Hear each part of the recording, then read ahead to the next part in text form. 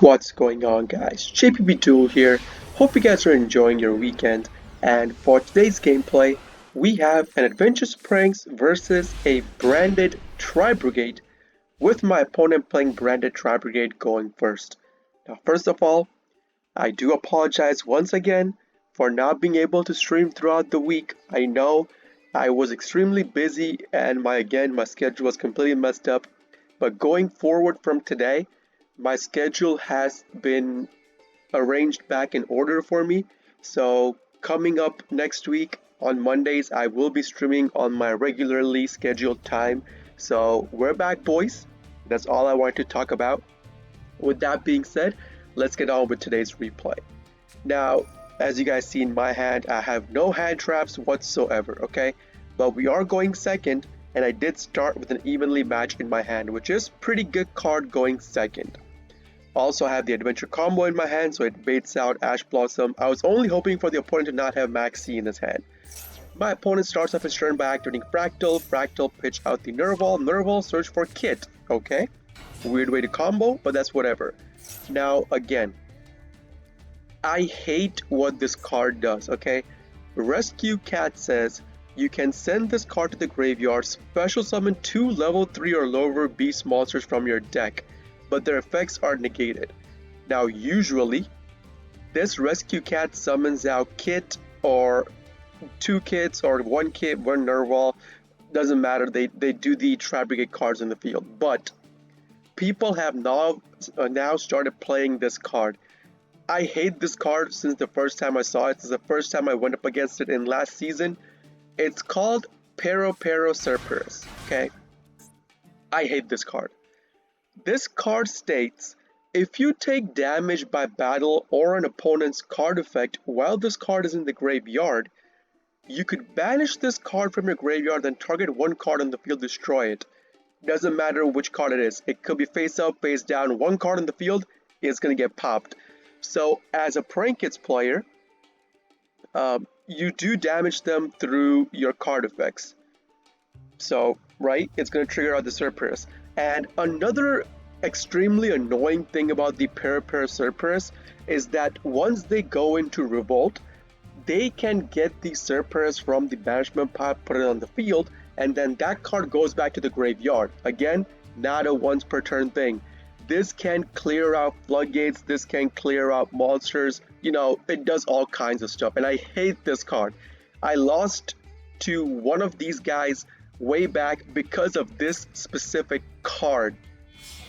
So they go into the graveyard, he goes up into Farragut, Farragut's going to trigger, he's going to get a special summon, Kit, he's going to activate from the special, go off into his Rugal, he put a copy of Omen on the field, so that's the first Omen he used up, right? The reason for doing this is because he wants to get the Omen's effect for the trigger search. So there it is. He's gonna get a pitch of the Mercurier in the graveyard. I'm okay with that, sure. And then he gets a search for a Rescue Cat again. The Bear Brum, he's gonna activate it to put another monster on the field through Bear Brum's effect. Nerval is gonna activate, put the Ancient Warrior on the field, and he gets Albion by the banishment of the Mercurier that he just banished from the Nerval. He's gonna trigger Albion. He's gonna pitch out a copy of Branded Sword and draw instead of the Albion, right? He's gonna switch out the Albion. He's gonna banish out the Punishment and banish out the Sword, and get the Mercurier into his hand. Now this just went way deep into me. Like, this is gonna be really bad for us. He goes off into Appaloosa, and then it's going to trigger out both the Farragut and the Bear Brum from the graveyard. Farragut will draw him a card, he has to recycle one, and the Bear Brum, he could have gone a search for the Revolt, and he sets down a card, passes his turn over, right? So 3 mature Appaloosa, 1 bounce, plus maybe Revolt. So, draw phase, I draw into an Anti-Spell Fragrance. And what else do you expect? Max C off of the top of his card. Like, I am so sick and tired of this card at this point, man, but it is what it is. So with that, I just go straight away into battle phase. We're going to evenly match him. He flips over Revolt. Okay, So the reason for doing this, you guys need to understand the reason for doing the revolt play right now is he wants to get the Para Cerberus back into his graveyard. So he could pop my cards if I do any sort of damage to him. So with that, you guys will see what I mean exactly. The first card he will put on the field will be the Cerberus, the Para Cerberus, okay? That's the first card he puts from the banishment pile because it needs to go to the graveyard. Now he goes into his Omen. This was his second Omen. And another reason for the revolt is to get the trigger from the cards that he is going to be sending to the graveyard, right? They're going to trigger from the graveyard, the revolt triggers, the Brigade triggers, and even the Kit triggers. Kit will pitch one card to the graveyard. Let's see what he pitches. Pitches a Mercury, obviously. Nerval search for another Kit, and with the Brigade, he's going to draw a card and he has to put one card back. Okay.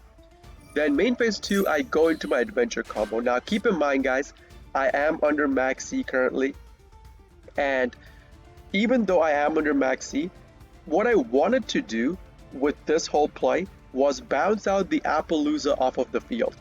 I do not like this card being on the field because if this card stays on the field, our Griffin negate will be negated. So I want to get the Griffin negate.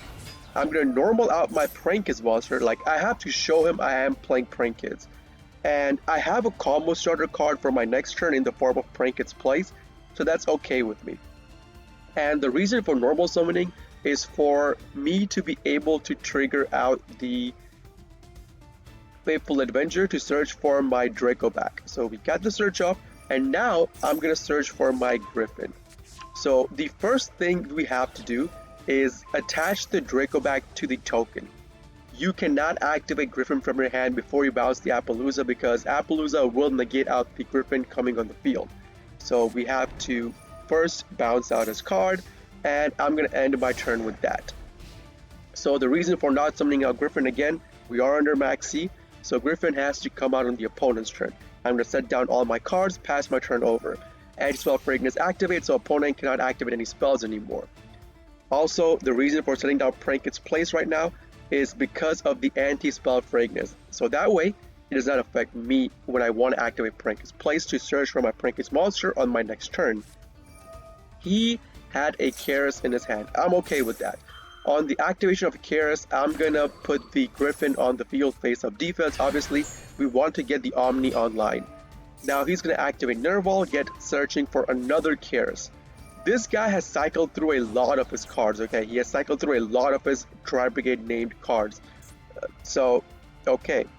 He activates the Karis, to which we activate Skill Drain. Now, again, I did not want to activate Griffin to negate out the Karis because I wanted to have the Griffin as a 2.8k defense body on the field. That's the whole reason why I'm not activating Griffin right now.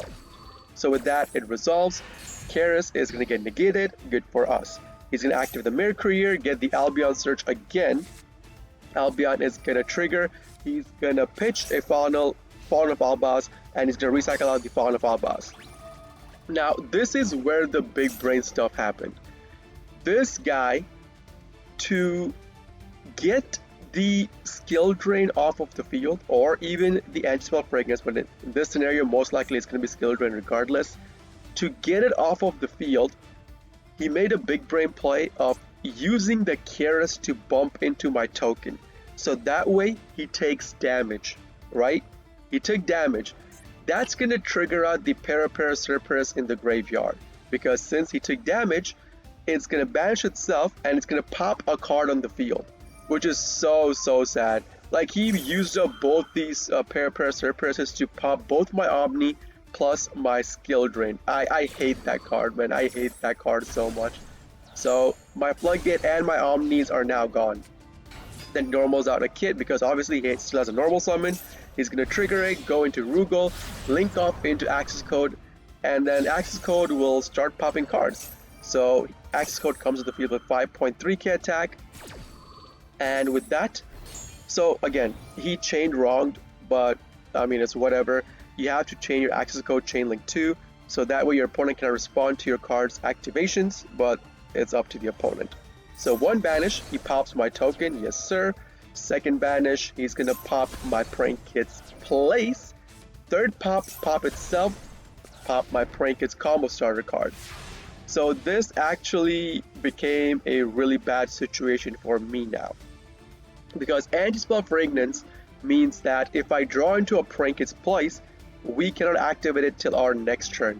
I cannot activate my Adventure Engine either. Like, once the opponent clears your field and they leave you with the anti-spell, it hurts you more than it hurts the opponent. But that's okay, we play it, we are used to it. I'm going to activate out the Fateful Adventure, I'm going to search for my Enchantress, and I am going to pitch out the DD Crow. Now, this was a mistake on my part. I should have normaled out the Enchantress. Instead, I activated it by accident. And again, because of the anti-spell, we cannot go into our Fateful, the right. So I get the search for a right, I have to set it down and pass my turn over. Can't do much about it. Opponent's turn, he draws a card. He had another Kairos, obviously, pitches out the... Apparently, this guy was playing a Alpha. So he pitches Alpha for the special of the Kairos, activates the Kairos, gets a Doom Eagle on the field. So he's just going to go into battle phase, start whacking me, and he's going to use the Doom Eagle, bounce my DD Crow. That's okay with me. The Doom Eagle does not get the attack boost. Then he goes into Omen. Omen can banish, banishes out my Fateful, my right. Okay. So that's his third and final Omen. So I actually managed to top deck my Nemesis cards at this point. This is a pretty good top deck, not gonna lie. So the flag recycles out my Enchantress, so that way I could activate the Fateful Adventure again, and flag itself can search me for Corridor. Now keep in mind, I only had one single banished monster. I do not have any other banished monsters, so Corridor cannot activate. Otherwise, I could have gone into a card search lock of my Colossus. Can't do that though. So with that, this time I search for my Enchantress again. I'm gonna pitch Enchantress because I want to leave the Corridor, so that way I could trigger out the Corridor to go into my Colossus. So there it is. We're gonna go into our Colossus. Colossus will come face up defense. I cannot whack over this card. I'm gonna kill off the Kit for the opponent. Now, he cannot trigger Kit because I'm pretty sure he cycled through all his names once, or he's pretty low on names. That's why he did not trigger Kit. With that, we set down our...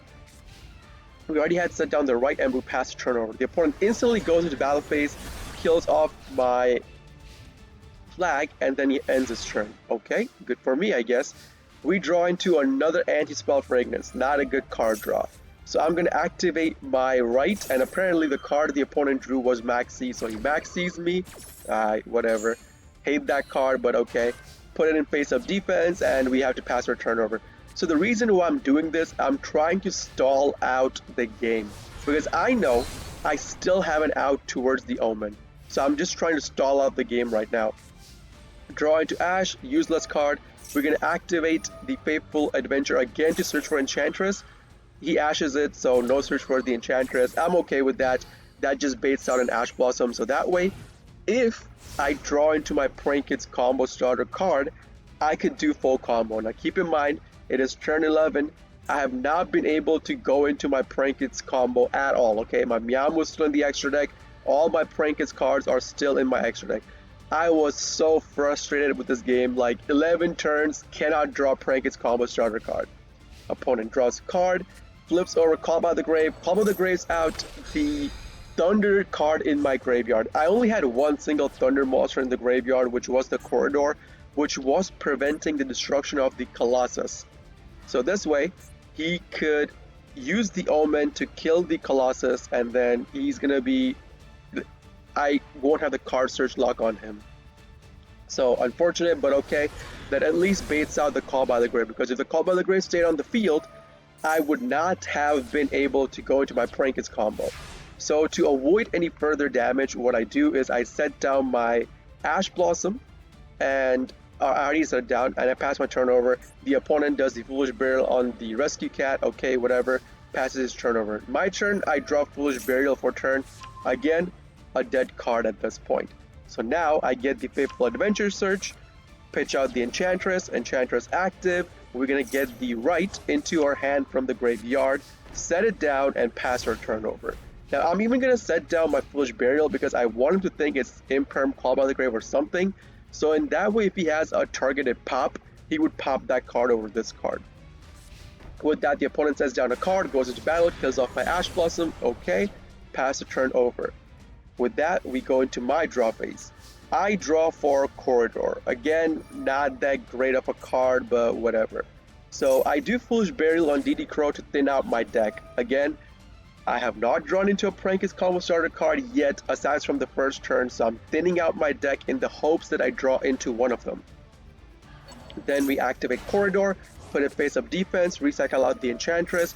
I activate my right as well to get myself a token face up defense, so again, to stall out the game. The card he set down in the Faithful Adventure column turned out to be Imperm.